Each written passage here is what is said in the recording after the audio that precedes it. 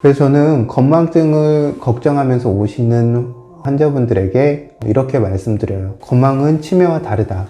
하지만 치매가 걱정이 된다면 이제까지 살아온 것과는 조금 다르게 사셔야 된다고 말씀드립니다.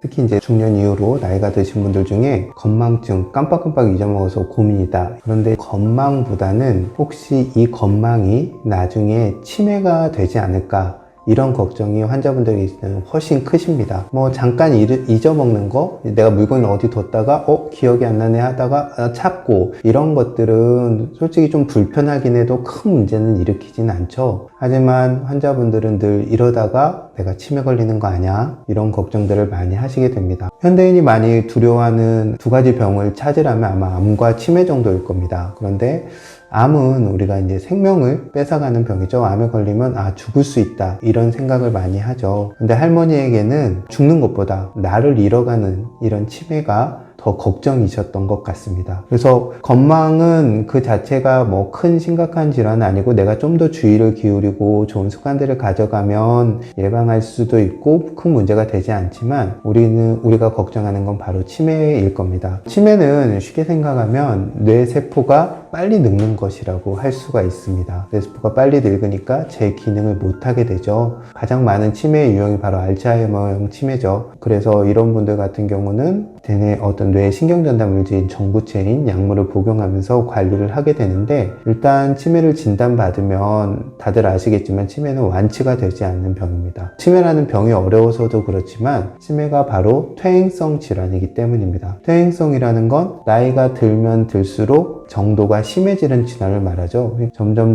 나이가 드는 것의 영향에 의해서 완치가 어렵고 그냥 그 속도를 늦추는 정도가 아마 지금 최대한으로 우리가 할 수 있는 것일 것입니다. 그래서 저는 건망증을 걱정하면서 오시는 환자분들에게 이렇게 말씀드려요. 건망은 치매와 다르다. 하지만 치매가 걱정이 된다면 이제까지 살아온 것과는 조금 다르게 사셔야 된다고 말씀드립니다. 그런 분들에게 제가 드리는 말씀이 바로 새로움이 나를 구한다는 겁니다. 나이가 들고 세상을 다 산다다. 나는 이제 다 알아. 흔한 말로 나 때는 말이야, 이런 이야기를 하기 시작한다면 이것이 바로 치매의 위험률이 점점 늘어나는 것입니다. 왜냐하면 내가 생각하고 행동하는 모든 것들이 바로 과거에 머물러 있기 때문이죠. 새로워지지 않는다면 뇌는 굉장히 빠르게 늙을 수밖에 없습니다. 그래서 우리가 치매 예방을 위해서 흔한 말로 고스톱을 친다, 무슨 게임을 한다 이렇게 하지만 그건 단순한 자극의 반복이기 때문에 치매의 예방에는 크게 도움이 되지 않습니다. 뇌는 새로운 것을 좋아합니다. 그게 감정이 됐건 자극이 됐건 눈으로 보는 것이 됐건 귀로 듣는 것이 됐건 손으로 만지는 것이 됐건, 그래서 치매가 걱정되는 나이 드신 분이라면 아주 사소한 것이라도 새로운 것들을 자꾸 경험할 수 있도록 노력해야 됩니다. 그래서 제가 나이 드신 환자분들에게 특히 권하는 것 중에 하나가 새 음식을 드시라는 겁니다. 나이가 드시고 혼자 생활하시는 어르신들 같은 경우는 음식을 해놓으면 몇 날 며칠 먹는 경우들이 많아요. 그 음식이 그 음식인 거죠. 그러다 보면은 입맛도 자꾸 떨어지고 음식도 마치 없어지지만 뇌에 들어가는 자극 자체도 그냥 오늘이 어제 같고 어제가 내일 같은 그런 상황들이 벌어지게 됩니다. 따라서 먹는 것, 그리고 내가 입는 옷, 눈으로 보는 것, 듣는 음악, 듣는 소리, 이런 내 행동 반경, 이런 것들에 있어서 아주 사소하고 작은 것들이라도 새로운 것들을 조금씩 만들어 나가는 것이 뇌에 신선한 자극을 주고, 이런 뇌의 신선한 자극이 뇌세포가 빨리 노화되는 것을 막는 데 결정적인 역할을 합니다. 이와 함께 당연히 뇌로 가는 혈액순환을 잘 되게 해야겠죠. 그래서 몸을 규칙적으로 움직이는 것들, 그리고 깊게 잘 호흡하는 것, 이런 것들이 굉장히 중요합니다. 많은 치매를 걱정하는 노인분들이 걱정만 할 뿐 뭔가 노력을 하지는 않으세요. 그리고 뭔가 노력을 해야 된다면 거창한 것을 해야 된다고 생각들 하시거든요. 하지만 일상에서 아주 사소한 것들이라도 새로운 것들을 노력한다면, 가장 일반적으로 권하는 것은 외국어를 배운다, 또는 악기를 배운다, 이런 겁니다. 왜냐하면 내가 이제까지 전혀 접해보지 않았던 거기 때문이죠. 그런데 내가 외국어를 늘 접하고 악기를 늘 연주하는 사람이라면 전혀 다른 일. 예를 들면 목공을 한다던가 밭에 나가서 밭일을 한다던가 이런 것들이 오히려 그 사람들의 뇌에 신선한 자극을 줄 수 있습니다. 그리고 사람들을 만나는 것도 늘 만나던 사람 만나서 만나는 같은 이야기만 하시지 말고 새로운 사람도 만나고 새로운 영역에 어떤 자꾸 접하는 기회를 가지시면은 치매를 예방하는 것, 당연히 치매를 예방하는 생활을 한다면 건망증을 예방하고 치유하는 데도 도움이 될 것입니다. 이런 건망이나 어떤 치매를 걱정하시는 분들에게 권할 수 있는 식재료가 정말 좋은 식재료가 한 가지 있습니다. 그것은 바로 연입니다. 연은 뿌리부터 열매, 잎까지 정말 한 가지도 버릴 게 없습니다. 연근은 그 자체로 아주 맛있고 영양이 풍부하고 우리 몸에 좋은, 우리 몸을 자양할 수 있는 어떤 식재료고요.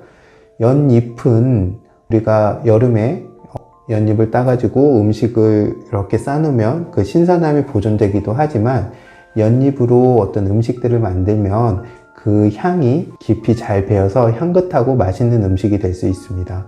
우리가 수육을 많이 하잖아요. 그 수육을 삶을 때 연잎으로 한번 삶아서 수육을 삶아 보시면 그 향긋하고 아주 독특한 맛을 느끼실 수 있을 거고 고기에서 느낄 수 있는 약간 잡내 이런 것도 잡는데 도움이 될 것입니다. 그리고 이제 연씨앗인 연자는 실제 연구에서도 치매를 예방하는데 뇌 건강에 도움이 된다고 밝혀져 있거든요. 그래서 연자로 넣어서 밥을 짓고 그리고 연잎으로 수육을 하고 연근으로 조림이라든가 음식을 만들고 이렇게 항상 잘 차려서 먹고 연꽃으로 차 한 잔을 딱 하는 일종의 연으로 시작해서 연으로 끝나는 식사를 한 번쯤 해보시기 바랍니다.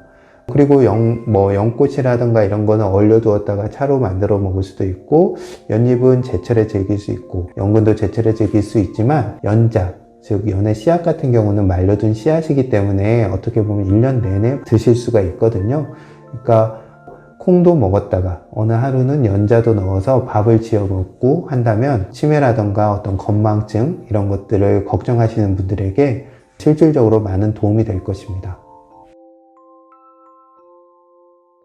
브레인포그라는 게 이제 코로나 때도 많이 이야기가 졌어요. 코로나를 앓고 난 후에 사람들이 멍하다, 머리가 이렇게 뭐가 안개 낀 것 같다 이런 이야기도 하는데 브레인포그로 고생하는 이제 오는 분들이 있어요. 실제로 멍하다고 해서 보면 실질적으로 그냥 만성 피로인 상태가 대부분입니다.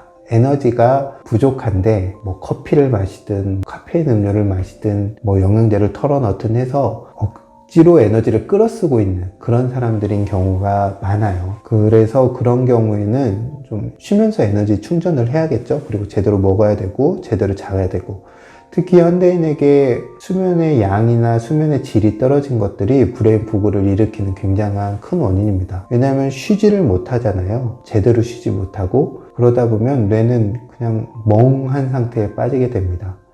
그리고 많은 경우가 너무나 과도한 자극에 노출이 될 때예요.